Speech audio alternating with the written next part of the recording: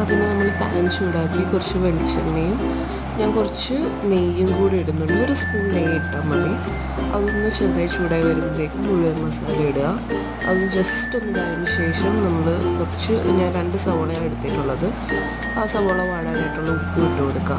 ഇഞ്ചി വെളുത്തുള്ളി പേസ്റ്റ് ഇട്ട് കൊടുത്തിട്ട് നല്ല രീതിയിലൊന്ന് മിക്സ് ചെയ്യുക. അതൊരു ഗോൾഡൻ ബ്രൗൺ ആവണ വരെ നമ്മൾ വഴറ്റണം. അതായതിനു ശേഷം നമുക്കൊരു മണം വരും. അപ്പോൾ അതിലേക്ക് എല്ലാ മസാലകളും ഇടുക. സിമ്മിലിട്ടിട്ട് വേണം ഇടാൻ വേണ്ടിയിട്ട്. മല്ലിപ്പൊടി, മുളക് പൊടി, ഗരം മസാല, പെരുംജീരകപ്പൊടി, കുരുമുളക് പൊടിയൊക്കെ ഇട്ടിട്ടുണ്ട്. അതൊന്ന് വഴണ്ട് വന്നതിന് ശേഷം നമ്മൾ കുറച്ച് തൈരിടുക. തൈരിട്ട് മിക്സ് ചെയ്തതിന് ശേഷം ചിക്കൻ നമ്മൾ നേരത്തെ വറുത്ത് വെച്ചിട്ടുള്ള ചിക്കനാണ്, അതിട്ടൊന്ന് മിക്സ് ചെയ്തതിന് ശേഷം നമ്മൾ ഇവിടെ 1 ഗ്ലാസ് അരി എടുക്കുന്നുള്ളൂ. 1 ഗ്ലാസ് അരിക്ക് ഞാനിവിടെ മെഷർ ചെയ്ത് വെച്ചിട്ടുള്ളത് 1.5 ഗ്ലാസ് വെള്ളമാണ്.